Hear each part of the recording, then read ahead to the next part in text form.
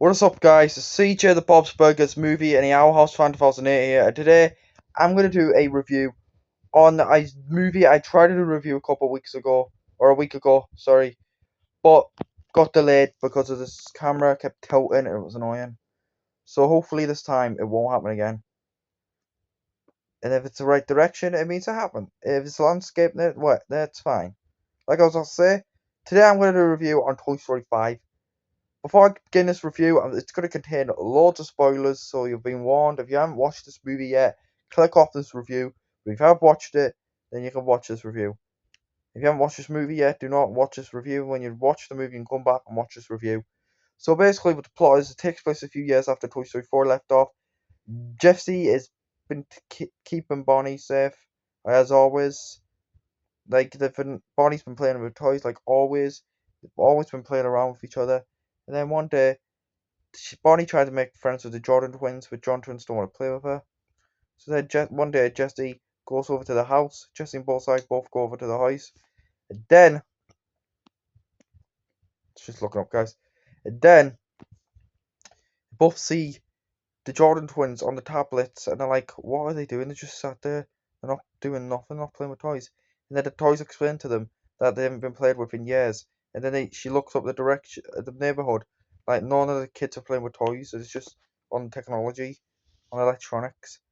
So Jessie really hoped it didn't happen, but then it happened with Bonnie, and then Jessie and the toys felt lonely, and she was good. She didn't want to lose Bonnie like she did with Emily, so she called Woody for backup, and then her and Bullseye accidentally went to her original home when they were taken by these old people, and then meet Smarty Pants, and then they see a new girl called Blaze, and she doesn't actually have any friends, and then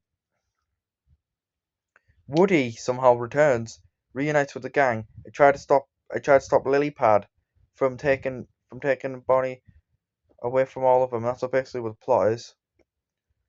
And also there's Buzz Lightyears as well. That's what the plot is.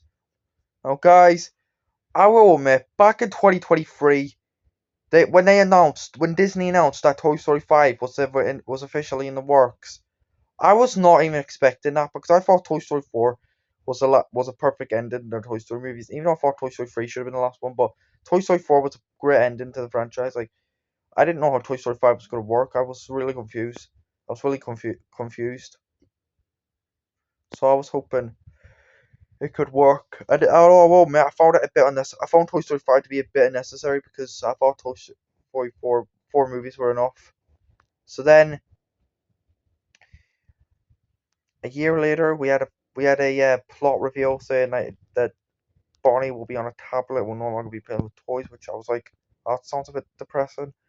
And then when they announced that, and then a year later we had like a first look of Toy Story 5, and I thought, it looks actually really good. I'm actually really looking forward to this. And then when Toy Story 5 trailer came out back in February, I was like, the hype is on, woo! So I was like really hyped for this movie. So then I went to go see an early advanced screening of this movie in IMAX, and I gotta say, wow, what a freaking masterpiece! Honestly, I actually love this movie very much. It is the second best movie of 2025. I mean 2026. Yes, it's better than Hoppers. I know I love Hoppers. Hoppers is a masterpiece, but honestly, Toy Story 5 was a much better movie. Honestly, it's such a masterpiece. What a great movie this was. And I'm gonna say this is now the best Pixar movie of 2020's decade. Yes, I love it more than Inside Out 2. There, I said it, guys. Honestly, I really loved this movie a lot. I gotta say, the storyline in this movie was perfect. The animation was gorgeous. I really loved the animation. The characters were amazing. Jessie was a great character. It was awesome that she was the main character in this movie. I love how she had her time to shine in this movie. I'm glad they gave her a lot more to do in this movie than the last movie. Because in Toy Story 4, she just doesn't really do anything. But I'm glad in this one she does a lot. Does a lot. Yeah, and we have Buzz. Yeah, Buzz was a great character in this movie. Woody, I'm so happy Woody came back. He's still my favorite character in the franchise, honestly. Woody, what an awesome character he was in this movie. I'm really happy that he still had a lot to do, honestly. And yeah.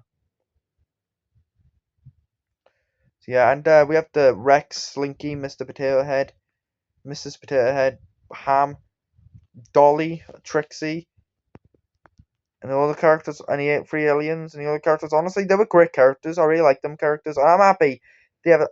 And Forky's a great character as well. And Karen Beverly, she was a good new character as well. I'm happy they had a lot more. They had a lot more screen time in this movie than the last movie. I'm happy they gave them more screen time. We wonder what my thoughts on the first four Toy Story movies were.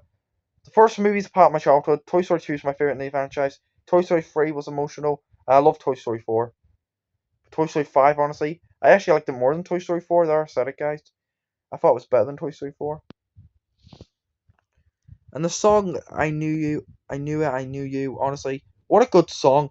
I will admit, I do hate, as you all know, I do hate Taylor Swift in general. I do not like Taylor Swift in general. I'm sorry, guys, I never liked Taylor Swift to begin with, not as a kid. I mean, she did good in The Lorax, but that was it. But here, in this movie, honestly, her new song was actually good. This is the first, and probably the only good song Taylor Swift will ever do. Honestly, what a good song that was. Oh well, Mr. Taylor Swift, for once, you actually did something good in your career. But yeah, I will say I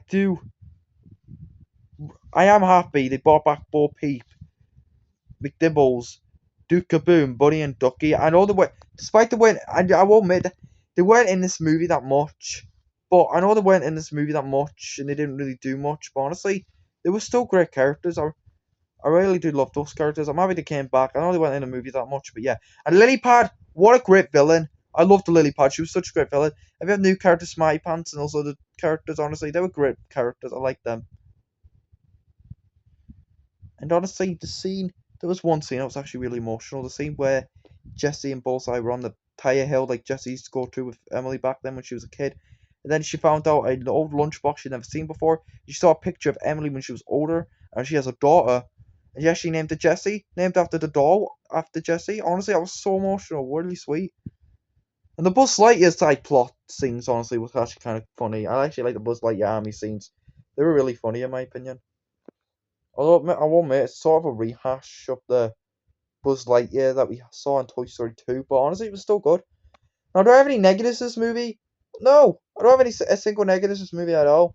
I mean, I will say, I wish Andy had made a cameo in this movie.